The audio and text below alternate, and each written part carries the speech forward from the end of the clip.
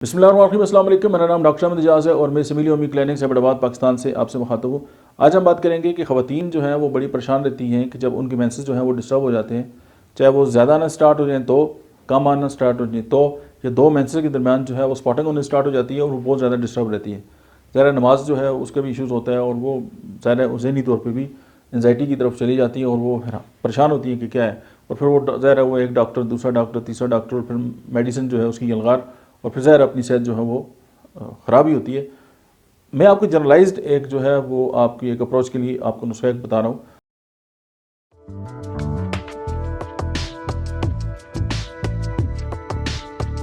कि आप अशोका होम्योपैथी की एक मेडिसिन है और ये एक दरख्त है, अशोका जुनेशिया इसका नाम है, उससे बनती है।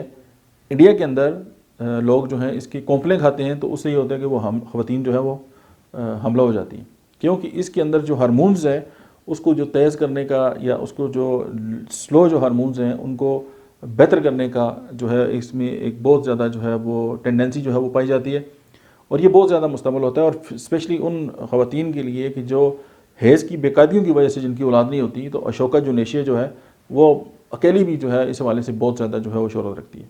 सेकंड मेडिसिन जो है वो है हेलोनियास। हेलोनियास जो है वो जो जिन ख़वातीन में जो इग है उसकी प्रोडक्शन नहीं होती, जो ओवम नहीं बनता जिसको हम ओवम बोलते हैं, और ज़ाहिर है प्रेगनेंसी के लिए ओवम का होना बहुत ज़रूरी है। जिस तरह स्पर्म का सेहतमंद होना ज़रूरी है, इस तरह ओवम का होना भी ज़रूरी है।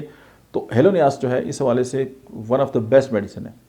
और उसके बाद एक ज़ेंथासाइलम होम्योपैथी की एक मेडिसिन है।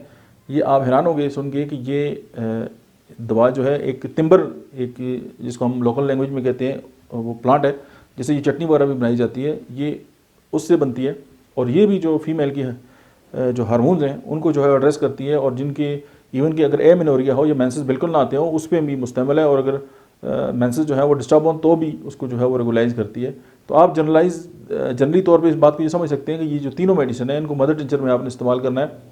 पुराने ज़माने में हमारी जो नानियाँ या हमारी जो दादियाँ होती थी या हमारी जो माएँ हैं वो चटनी में इसको इस्तेमाल करती थी और उससे भी हार्मोन्स जो हैं वो बेहतर होते थे। इवन कि हमारे किचन के अंदर जितने भी मसाले इस्तेमाल होते हैं वो सारे अद्वियात हैं, और हम जो खाना खाते हैं उसके अंदर जो इंग्रेडिएंट होते हैं वो भी जो हैं वो सारे मेडिसिन के तौर पे इस्तेमाल होते हैं। लेकिन अगर हम खाने को भी अगर अच्छे तरीके से पका के खाएं, गला के नहीं पका के खाएं, तो भी हमारे जिस्म के बहुत सारे इशूज़ जो हैं वो एड्रेस हो सकते हैं। तो ये जो तीन मेडिसिन है आप इनको मदर टिंचर में इस्तेमाल करें। इसके 15 कतरे 3 से 4 बार इस्तेमाल करें, एक आध महीना जो है आप इसको इस्तेमाल कर लें, आपके जो मेंसेस हैं वो रेगुलर हो जाएंगे। लेकिन उसकी रूट काज को आप ज़रूर देखें और आप अपने जो करीब गायनेकोलॉजिस्ट है या आपके जो डॉक्टर हैं आप उनसे ज़रूर मशवरा करें। ये जो वीडियो है ये एजुकेशनल पर्पज़ के लिए है और इसका हरगिज़ मतलब नहीं है कि ये वीडियो सुन के आपने खुद ही डॉक्टर स्टार्ट कर देनी है, क्योंकि हम इस बात को बिल्कुल कंडेम करते हैं कि आप सेल्फ मेडिकेशन की तरफ आएँ। लेकिन कोविड के बाद टेली मेडिसिन का बड़ा रुझान है, तो हम भी उसमें अपना जो है इस बहती गंगा में अपना हाथ धोते हुए जो नॉलेज है वो आप तक शेयर करते हैं। हमें उम्मीद है कि ये जो वीडियो है ये आपकी ज़िंदगी में कोई ना कोई वैल्यू ज़रूर ऐड करेगी। आपका बहुत बहुत शुक्रिया।